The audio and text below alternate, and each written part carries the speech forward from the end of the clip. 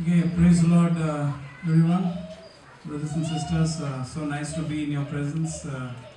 All of us gathered together here. Um, how was your week? Good? Somehow tiring? Yeah.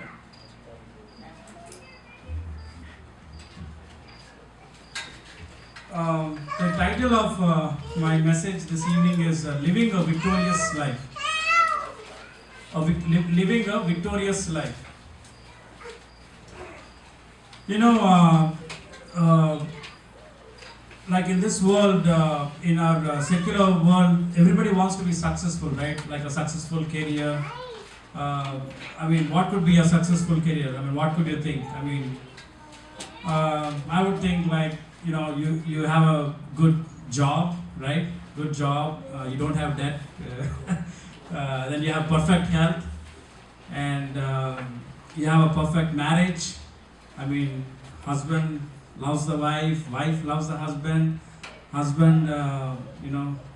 cannot wait till he wants to go home, and the wife is crying when the husband is going to work. So perfect. What is the what is the definition? The world is trying to. I mean, everybody thinks, okay, what could be a successful life, or what would be a beautiful life, right? Everybody has their own definitions, and people think, okay, I must have a dream. I must have a vacation home in Hawaii. That is life, man. That is what it is, right? And people. I mean, this is like people talk, right? I must go to Greenland, man, sometime, or something like that, or whatever. I mean, what is the? I mean, people have different definitions for a great life, or a beautiful life, or a successful life. I mean, all your children. In your old age, right? Your children and your grandchildren also well settled. I mean, they also. Everybody is like having good jobs, good education. What is the definition of a successful life? What is the what does what and basically the question is what is it that really matters, and what is it that really matters for us Christians who are pursuing this particular. I mean, we come every Friday. Somebody might ask, hey, where are you going? Which movie you are going this Friday evening, man? Like, no, we're not going to a movie. We're going to a prayer. What prayer? So we are different, right? Whether you guys realize or not, we are different people. In fact, the Bible tells us that we are peculiar people. We are a chosen generation. But the Bible tells that we are different people. I mean, we are children of light, children of life, and we are like the salt. The Bible also calls us that we are like the salt. Right? What happens if you don't put salt in chicken curry? You just can't eat it. Or in your favorite, what is your favorite vegetarian dish for vegetarians? Brinjal curry. What if you don't put salt? Or what? You can't eat it, right? So Bible calls us we are the salt. Bible calls us that we are the light. I mean, if you enter into a dark room, or there's no light, you can't do anything in that room. I mean, you might have a lot of beautiful paintings or beautiful things, but if you don't have light in the room, you can't see it. And Bible calls we are the light of the world. And Bible tells us because you are the light, you need to shine.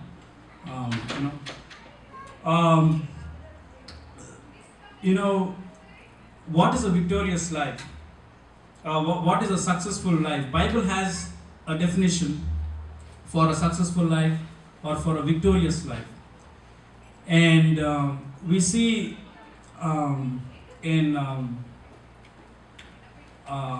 let us try to define a victorious life, what a victorious life is.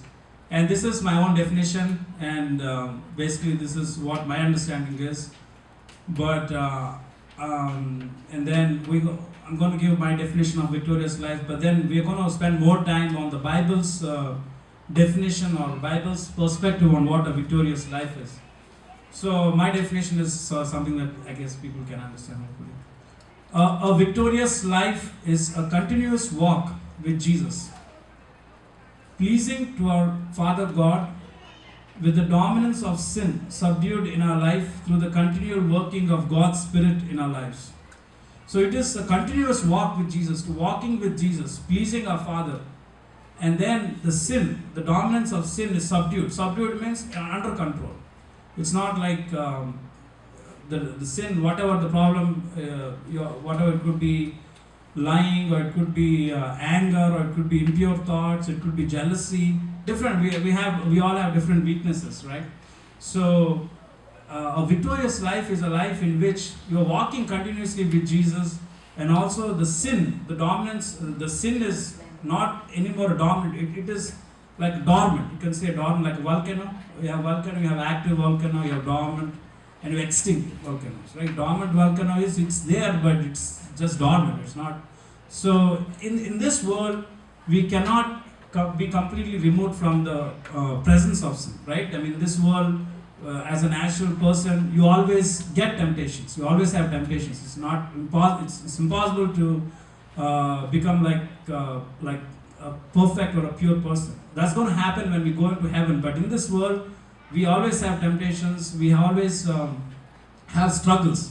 But the question is, what do you do with the struggles, right? What do you do with those problems? Are you being controlled by the problem, or are you being able to take control through the power of God? Okay, so a victorious life, this is, I mean, like a victorious life or an overcoming life in which, like, you used to have the problem of, let us say, lying, right? But then you came into Jesus, and then you could see the power of Jesus. Like, it could be like, for example, let us take the example of smoking.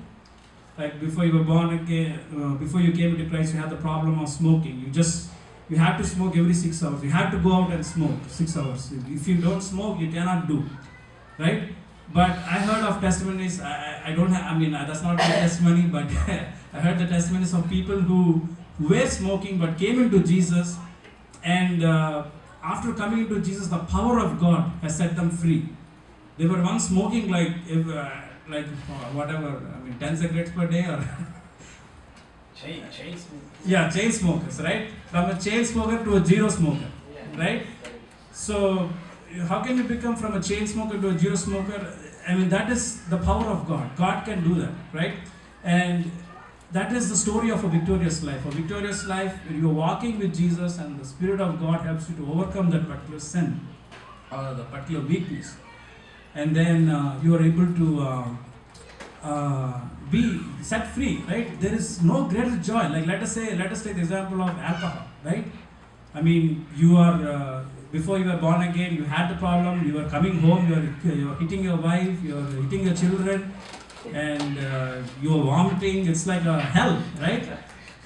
And then after you are born again, God does this miraculous thing. You hate to go to the bar, or you hate to drink the drinking, and you come home and you bring flowers, you bring sweets to your wife, and you help your kids with homework. It's a heaven, right? That's an overcoming life. That's a victorious life. And Bible promises us that. Bible says if anyone is in Christ, he's a new creation, right? It's a new creation. All things are passed away and all things become new. So that is the victorious life. Who doesn't want that life, right? Who doesn't want that particular life? And the Bible promises that life. If there's anybody here in this room having any addiction, any problem, the good news is, that is the good news, that God can change you. He can change you. That's the power of the Spirit of God. And now we're going to look into this victorious life, right? This victorious life, or overcoming life. It's something that it is everything. It is everything that we need. It is the only thing that we can give God, right? I mean, this is a very important. How important this is, we can see in Revelation chapter 3, verse 5. Revelation 3, verse 5. This is Jesus talking to this is a message to the churches. He's talking to the church. And someone could read Revelation 3:5. Who overcomes will like them. He dressed in white. I will never erase his name from the book of life, but will acknowledge his name before my Father and his angels. Yeah. He overcomes. It says all who are victorious will be clothed in white, and all of in some translations says overcoming, right? They say overcoming what? Overcoming the overcoming sin, the pressure of sin. Always we have this struggle, right? I mean, we have the Spirit of God. He wants us to do the good thing, but again, inside us also the same. I mean, inside the same person, we have the urge to do the wrong thing, urge to do a thing that is not pleasing to the Lord. So we can see that there is a struggle, a continuous struggle going on, and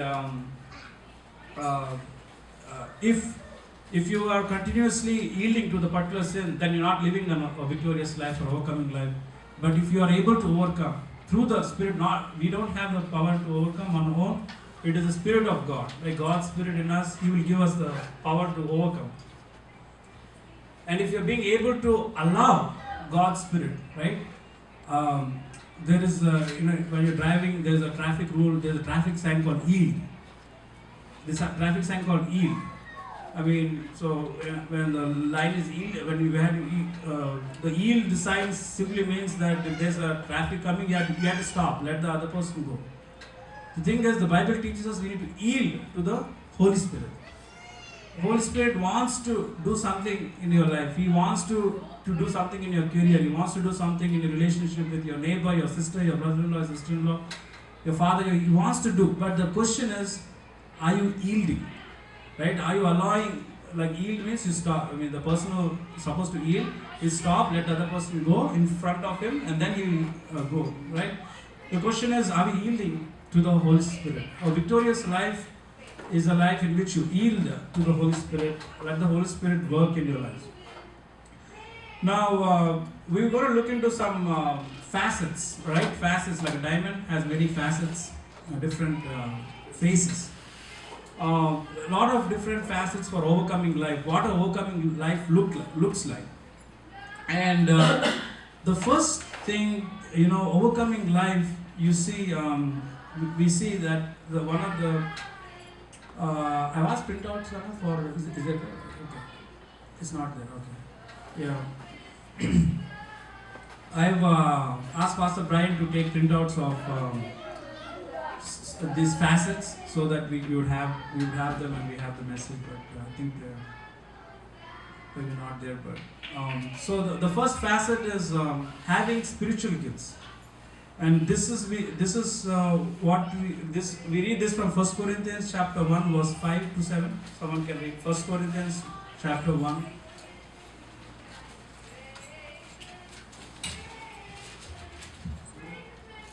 Verses 5 to 7. For in him you have been enriched in every way, in all your speaking and in all your knowledge, because our testimony about Christ was confirmed in you. Therefore you do not lack any spiritual gift, as you eagerly wait for our Lord Jesus Christ to be revealed. So these particular facets of the victorious life, they are derived from the letters of Paul to the different churches. Paul, when he was preaching the word of God, he planted some churches so that people like us would believe, if he comes to Phoenix, he would just preach God's word, and then the Phoenix church will form, and then he will write to a church. He will write to us a letter from somewhere a letter called Phoenix, letter to Phoenix or something like that. So, like Corinthians, a letter to Corinth, the city, church in Corinth. And when he usually writes a letter, he always says, "Hey, my dear brothers and sisters, I've been praying for you." He says, "I'm praying for you, I love you," because in the spiritual level, he's like a father to them. Like he planted the seed and they come to the Lord. So he loves them. So he used to pray for them. And this is one of the prayers that he used to pray. Lord, let them have all the spiritual gifts. You can say, it says that let them not lack in any gift. So we need to desire for spiritual gifts.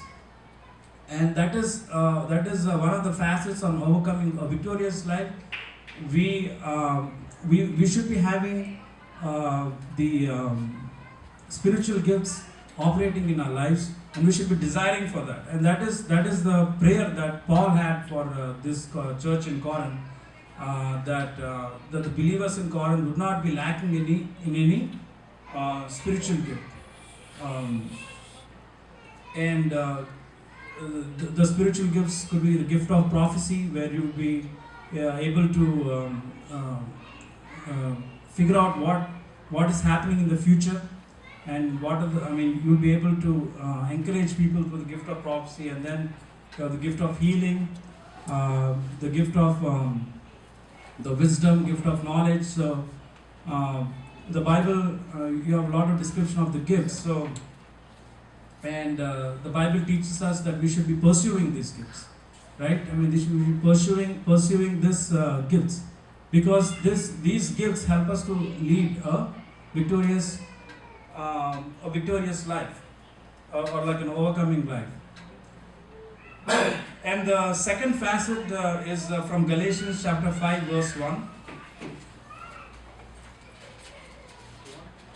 5:1, and this is basically the facet is being free from the law, or usually in most of the religions in this world, you have to work for your salvation, right? You have to do this, you have to do that, or you have to sacrifice, or you have to go to that place.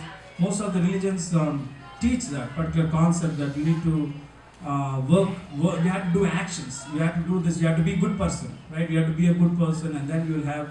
But the Bible doesn't teach that. What the Bible teaches is you just believe in Jesus, like you believe that Jesus is the ultimate sacrifice for your sins. When you just, so there is no actions involved. It's just like in your heart, you use your mind and say, Lord, I believe that you be the sacrifice for my sins. And then you are saved. That's what the Bible, the works.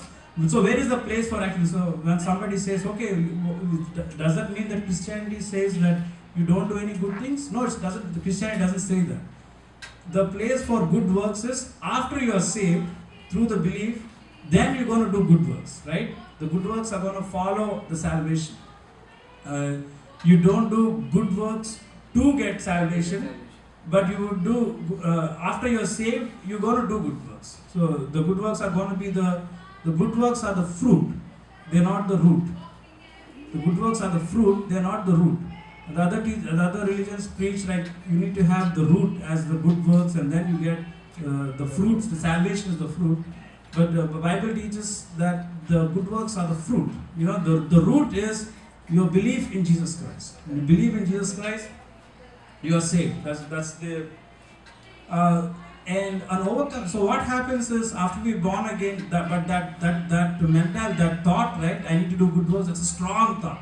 It's like one of the big strongholds. Even after we've been born again, we still try to practice that. Okay, I must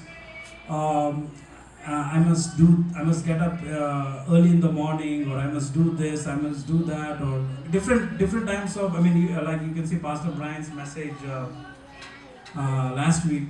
You need to hold the Bible, whatever he was saying. Hold the Bible to your chest. You need to hold a big Bible. Small Bible is not good, and all that. So there are so many rules people can come up with. Because the natural inclination for every person is to try to reach out to God, right? When we want to actually reach out to God, we try to create our own rules and regulations. But the Bible teaches us that Christ has set us free from all that regulations and burdens. He has set us free from that. When he died for us, he set us free. That's what Galatians 5:1 says. So Christ has truly set us free. Now make sure that you stay free, and don't get tied up again in slavery to the law. So how this works actually in a Christian is, okay, now a Christian wants to please God, right? He wants to, and I could tell this because I used to do this when, and I used to come up with my own schemes. Different schemes, like, okay, I should put a reminder, like put a note in my wallet, okay, be holy, and every day in the morning I should get up and see that, Or I used to do like, okay, every 2 hours I used to put an alarm clock, like a reminder. Okay, the alarm clock, it's a time to pray or something. So many different things you come up. Yeah, I have a good desire to please the Lord. But I'm not yielding to the Spirit. Like God's Spirit wants to work in His own way. So we should be very careful that we are yielding to the Spirit, right? We are yielding, like let the Spirit talk to us, let the Spirit tell what we should do. And the other facet of a victorious life is in Ephesians 1:4.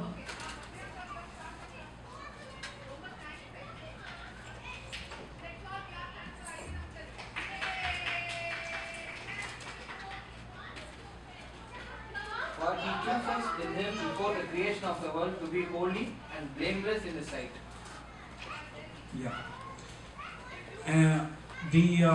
The facet of a victorious life is to be able to be holy and to be blameless before Him in love.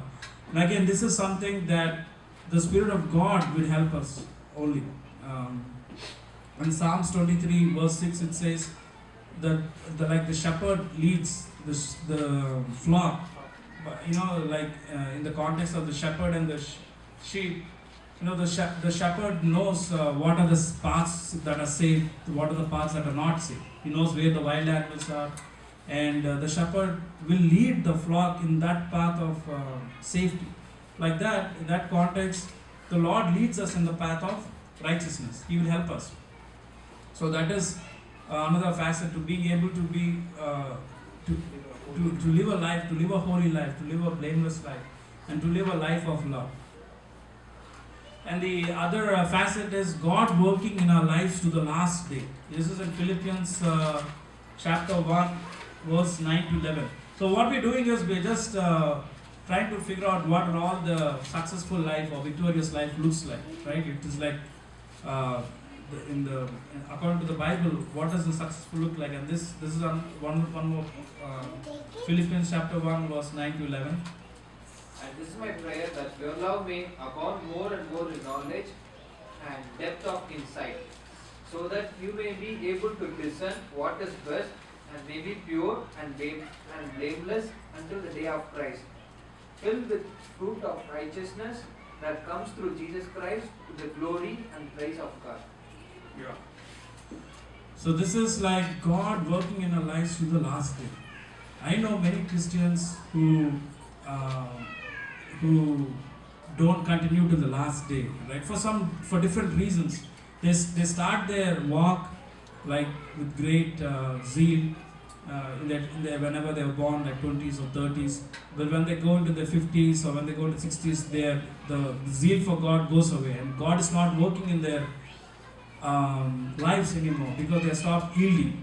They stop yielding to the Spirit and they're doing their own thing, and that is.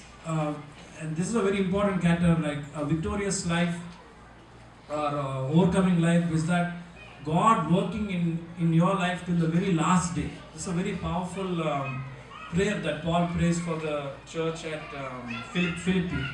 Says, I pray that God would work till the last day. And even Paul, it says that Paul in one of his letters, he says, I have fought a good fight. I have finished the course. Like God has a purpose for us. The big thing is we have to finish it. We have to finish it according to God's plan, according to God's purpose.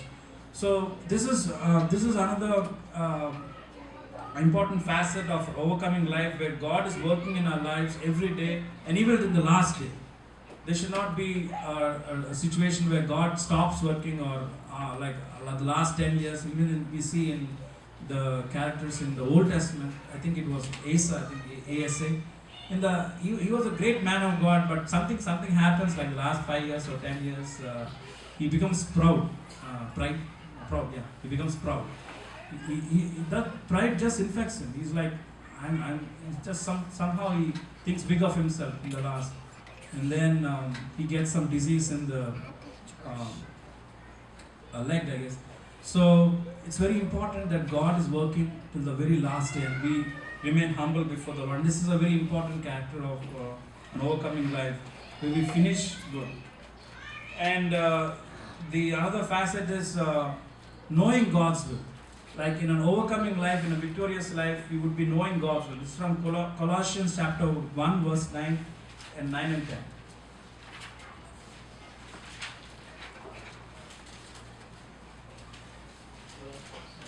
Yeah, chapter 1, 9, 10. For this reason, since the day we heard about you, we have not stopped praying for you and asking God to fill you with the knowledge of His will through all spiritual wisdom and understanding. Amen. So the prayer of Paul here is that the believers in Colossae, they'll be filled with the knowledge of God's will. What is God's will? We should be knowing that. What is God's will for our lives, and what does God wants us to do? And the last definition, or the last facet of overcoming life or victorious life is overflowing love. A person who's having a victorious life or an overcoming life will have overflowing love out of his heart. And this is from 1 Thessalonians chapter 3, verse 12. 1 Thessalonians chapter 3, verse 12.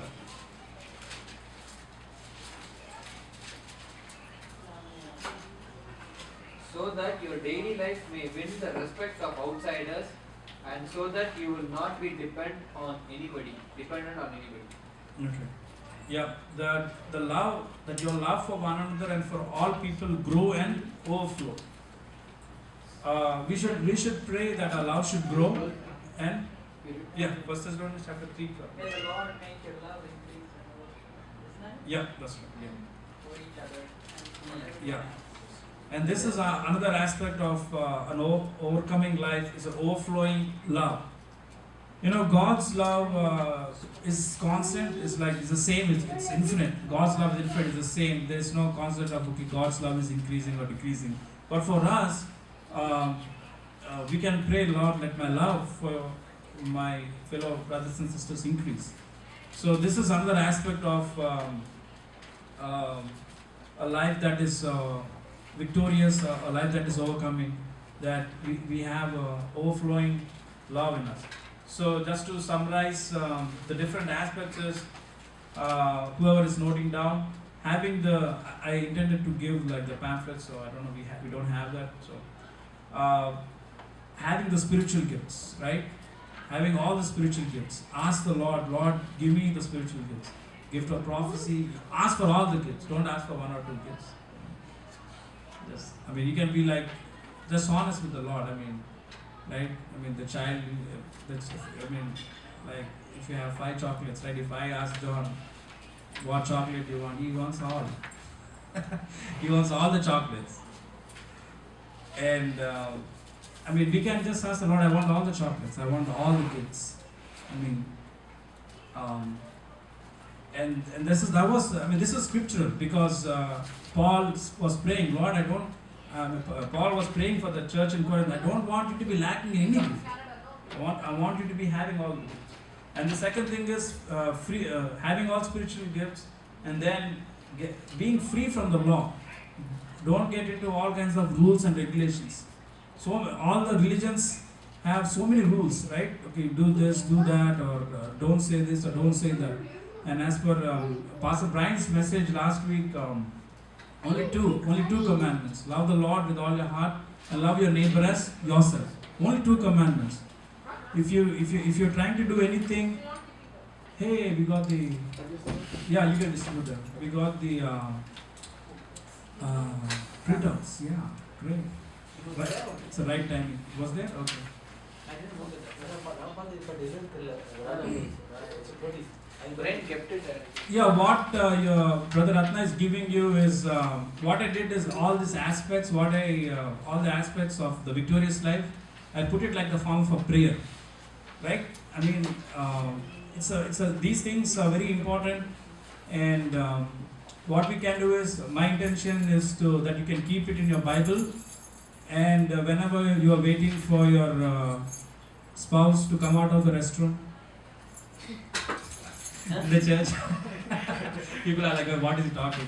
You know, there are so many in your life. You are waiting, right? You are waiting for your wife, waiting for your kids to get dressed up, or you can just open your Bible. You can see the yellow page, and you can put your brother. Like I can pray for Suresh, and I mean one of the, and I could say, I could pray like. Pray for Heavenly Father. I pray for my dear brother Suresh, that you would make Suresh's love for one another and for all people grow and overflow. In Jesus Christ's awesome and matchless name, I pray. Amen. That is all. I mean, this is a very powerful thing because this, sometimes when I think about in my own life, others' life, there are some weaknesses, right? I mean, it's like, it could be anything, anger or pride or something. It's like these things are not going to, I'm not going to be freed from this man. I'll think to myself, that person, he will never get freed from that particular hypocrisy or anger. And I'll think to myself, okay, I think I can't get rid of my problem of lying or whatever. But the reality is, there's power in the prayer. Amen? There's so much of power in when you pray. God can do it. So what is impossible to man, it is possible to God.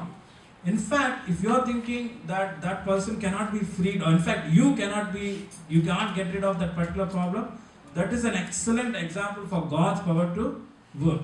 Because if it is possible by man, God's not going to work. Okay, you do it on your own, right? But if there's a concrete problem, then you can pray. And thanks to Pastor Brian for taking the printout for this. And so basically, and then you could just put your brother's name or sister's name in it. So basically, these are all the facets that I talked about.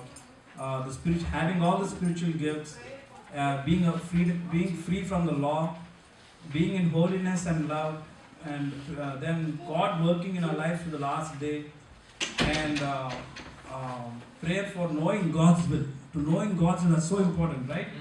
To know what God's will is, and overflowing love, for love to overflow. And the last one is praying for true worship, that God would help us to be able to be a living sacrifice. And then, which I'll talk about in a little bit.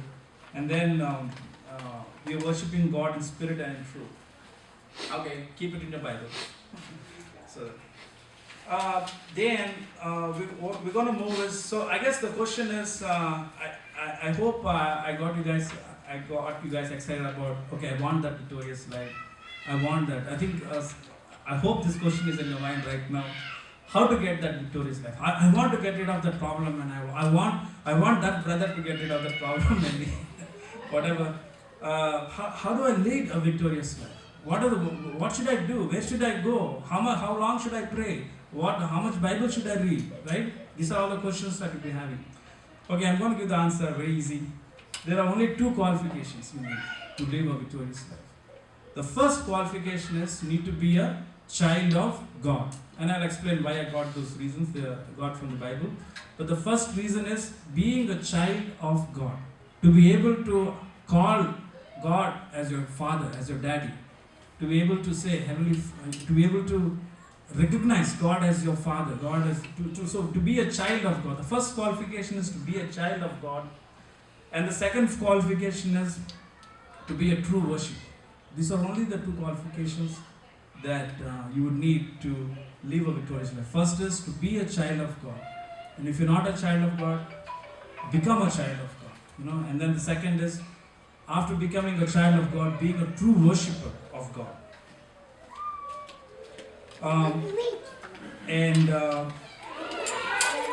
We're going to read Genesis chapter 14, verse 1 to 16. So this is the context from which I got these 2 qualifications. And the context here is in Genesis chapter 14, verse 1 to 16. This is the days of Abraham and Lot. Lot gets, Abraham is God's chosen one. they say the father of the Jews, right? They call him the person to whom God gives a promise. I'm going to bless your descendants and make them like the sand sea. And Lot is Abraham's nephew. He's Abraham. So what happens is Lot gets captured by some kings, and then he's taken captive. And then Abraham goes to rescue Lot from captivity, and he saves Lot from the kings. So that is the context, and I guess someone can read it quickly, would be good, so that we would. At this time, the Abraham, king of Shinar, Arioch, king of Elishah, Kedorlaomer, king of Elam, and Tidal, king of Goyim, went to war against Bera, king of Sodom, Mesha, king of Gomorrah. I'll skip the Okay, just to summarize, there is a war, and the four kings are yeah. Shinar, king of Admah, Shemeber, king of Zeboim, and the king of Bela. All these joined together in the valley of Sidon. 12 years they served Chedorlaomer, and in the 13th year they rebelled. In the 14th year, Chedorlaomer and the kings that were with him came and attacked the Rephaim in Ashroth Karnaim, the Zuzim in Ham, the Emim in Shaveh Kirathaim, and the Horites in the mountain of Seir, as far as El-Paran, which is by the wilderness. Then they turned back and came to En Mishpat, that is Kadesh, and attacked all the country of the Amalekites, and also the Amorites who dwelt in Hazezon Tamar, and the king of Sodom, the king of Gomorrah, and the king of Admah, the king of Zeboim, and the king of Bela went out and joined together in battle in the valley of Siddim against Chedorlaomer, king of Elam, Tidal, king of nations, Amraphel, king of Shinar, and Arioch, king of Elasur, 4 kings against 5.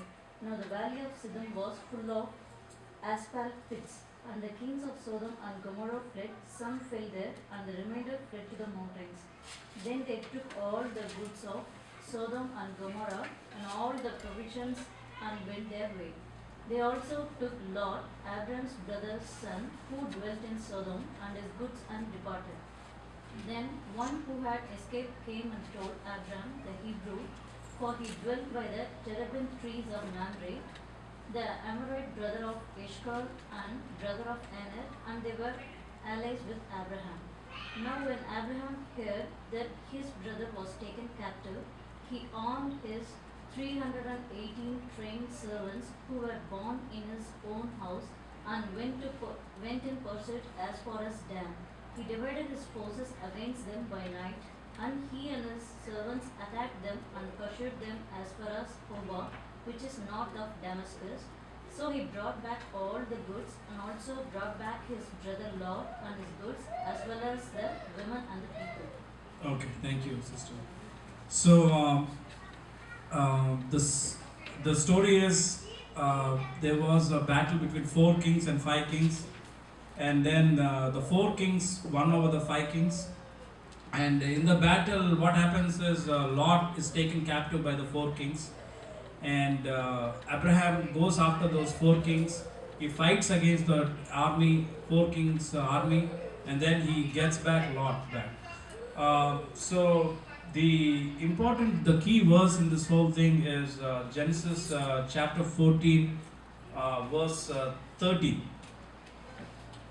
And it says here, so this verse, so when Lot is taken captive, somebody tells the news to Abraham, right? They tell to Abraham the news, hey, your nephew has been taken captive.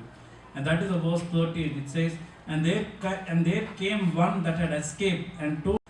The qualification here when the Holy Spirit puts Abraham description is Abraham the Hebrew, Abraham the child of God. You want to be victorious in your life, you need to know God as your Father. You need to know God as your as your as a shepherd, as somebody who would lead you, who would guide you, who would help you in your problems. And and the second character of Abraham is, as we see the Holy Spirit puts here, Abraham the Hebrew, for he dwelt in the plain of Mamre the Amorite. What is the importance of that particular description here? It's Abraham the Hebrew, and then he dwelt in the plain of Mamre. We see in chapter 13, verse 18. Just read chapter 13, verse 18. So Abraham moved his tents and went to live near the gravity of Mamre at Hebron, where he built an altar to the Lord. Okay. So we see Abraham dwelling in Mamre. What is the significance of Mamre is that is a place where Abraham built the altar. The altar of the Lord, that's the altar is a place where you sacrifice the animals. So that's the place where there's worship going on. So basically the importance of Abraham's dwelling place, he was dwelling in worship. He was in worship, in a worship atmosphere. So these are the two qualifications we see the Holy Spirit put here. Abraham, what is specialty about Abraham? Two specialties. One is he's a child of God, and other is he's a worshipper. These are the two qualifications that he had. These are the basic qualifications he had. And then we can put the map. Whoever likes geography or maps and all that, maps.com. Okay, maybe we should turn off the lights, dim the lights. Can you open it Word application? Can you open it in Word so that we can? Okay, I guess. It's in Word only. Yes. Well, I guess. Okay. So, okay, this is a map of Israel. So, this is a place where this Hebron. This is a place where the altar is, or where Abraham was. Hebron. That's the place where Abraham was there. And then, if we read the verse in 14, it says that Abraham took 318 people and he pursued them unto Dan. See, Dan is right up there. So if you see the map, this is like 40 miles. So this is like from here to here, it's like 160 miles. From here to Dan. So Dan is a place where Abraham meets these kings, and he fights. The fighting starts at Dan, and then what happens is the people start running. Like the four kings' armies, they started running, and then the 318 people, they keep pursuing till Damascus. Right there, it's like another 40 miles. From here to Dan to Damascus, that is like 200 miles, which is like exactly the distance from here to Grand Canyon. So, just a little bit parallel. So, and they did it not in a rental car, but they started walking, running actually. So I just took the map to see, like, this is a huge distance, and they travel. And what we can see here is they are not only trained, these 318 people, they are not only trained, but they have a lot of stamina. When you exercise, there are two things, cardiovascular and strength training, right? Cardiovascular is getting rid of all the fat and all the thing, and strength training is a different set of exercises where you get stamina. So the parallel is that these people, the parallel is we are like in the word of the Lord, like how is our training? How is our training? I mean, here we see in 2 Timothy chapter 3 verse 16. 2 Timothy chapter 3 verse 16.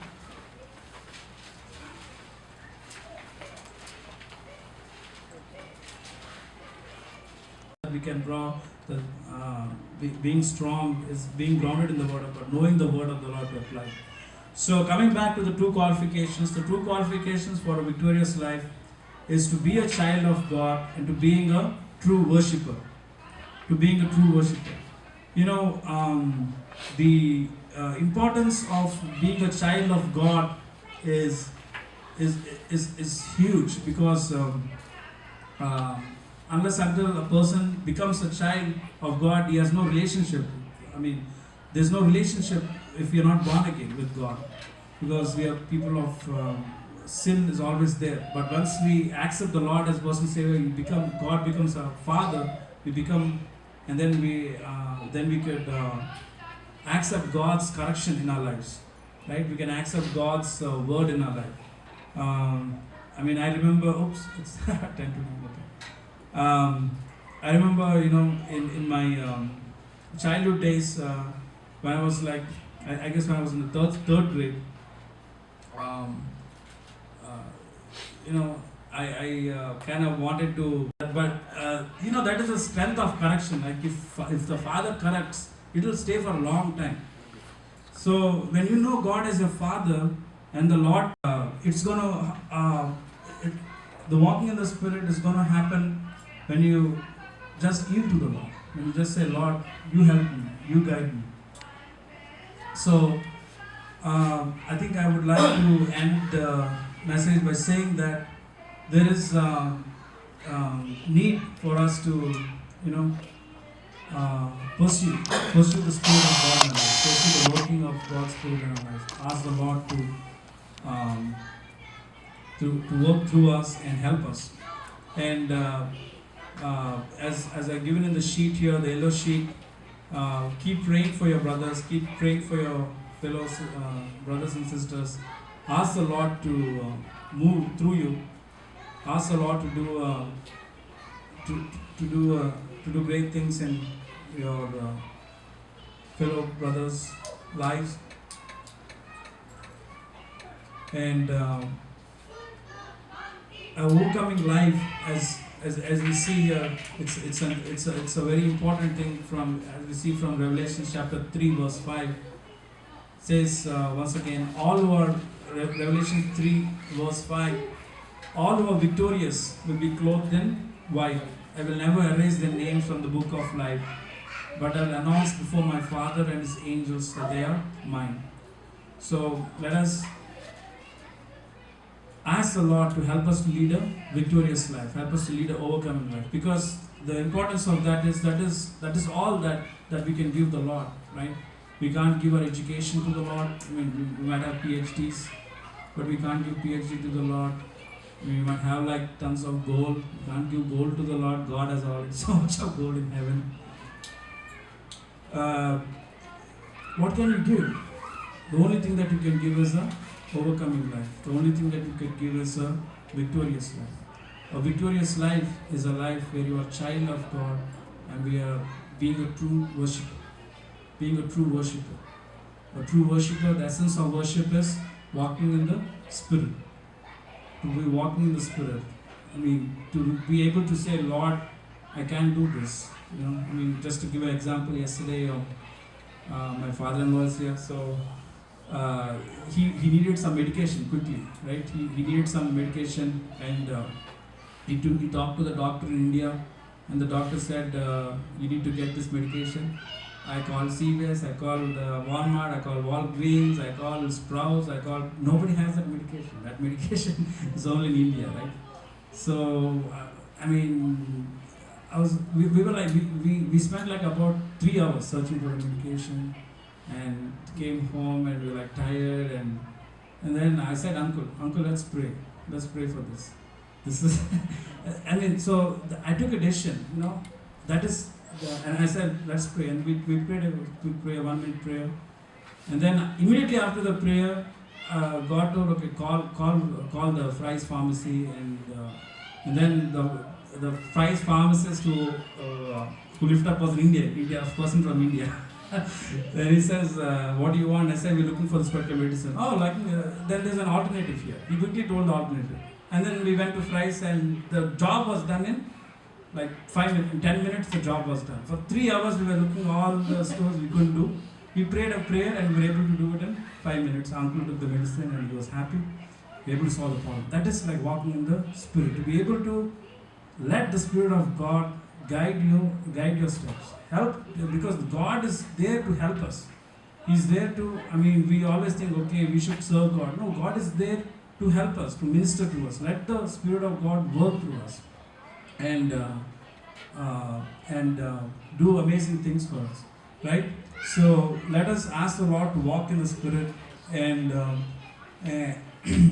the importance of this yellow sheet is it's very, very important because you are really it's like a spiritual warfare. Prayer is a spiritual warfare, right? It is a spiritual warfare. When you're praying for anything, for holiness, love, or for spiritual gifts, for knowing God's will, or overflowing love, and praying for your brother, it's a very powerful thing. Because one of the sad things is the thing that is blocking you to coming into fullness. It might not be a very big thing. It might be a very, very small thing, but you need to pray that prayer, right? To come into the fullness of God. For some of us, it might not be a big like training, like a 5-year training or 10-year training. It might be a very small thought that you have, like a wrong thinking that you have, or a wrong pattern, or wrong habit. It might be a very small thing, but if that small thing is broken, then you will have the fullness. So that is the importance of prayer. Like when you pray that prayer, you don't know what that small thing is wrong in other persons. But when you pray that prayer, God will remove that small stronghold. Just for example, in my mother tongue Telugu, right? I used to always get 50 and 60s. All maths and science I used to get 80s, 90s, and I always used to get 50s and 60s. I never used to understand, and I knew the problem. The problem was, you have like in Telugu, like Dirgham, like Amma is like Amma, Aku, right? Like is there. Like one. Yeah, short and long. I never used to know when to use what when I'm writing. I used to write the wrong one. And and after for many years, I realized, that is the thing. I never realized, it was a small thing, but because of that small mistake, I never used to get 90, I always used to get 50, 60. So many mistakes. That's the same mistake I used to get. So like that, in a spiritual life, it might not be a big thing that you're struggling with. It could be a small thought. It could be a small stronghold. But God is powerful enough to break that. So we'll pray, keep it in your Bible, the yellow sheet, whoever has it can, let's keep praying for one another. And let's ask, and don't neglect any of these, and just ask the Lord for God's complete purpose in our life. So we're going to close in prayer.